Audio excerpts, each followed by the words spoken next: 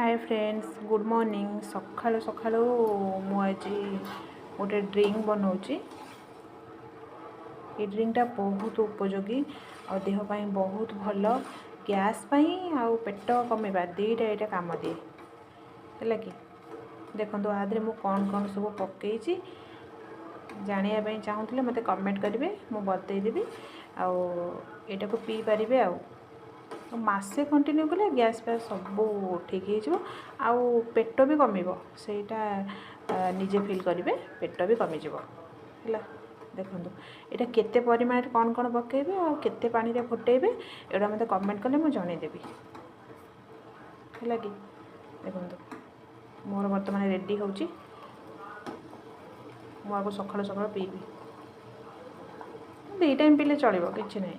jar बहुत gas होची कि खाई पारुना गैस तो एबे गोटे बड़ रोग हो गला समस्त प्राय लोक समस्त गैस एटा देखो बहुत उपयोगी जिन सब आदि बढ़ुची कि ना देहपाई पूरा पूरी भल पेट पाई भल समस्त भल यहाँ छोट छुआ प्रेग्नेंट स्त्री लोक टे पी पारे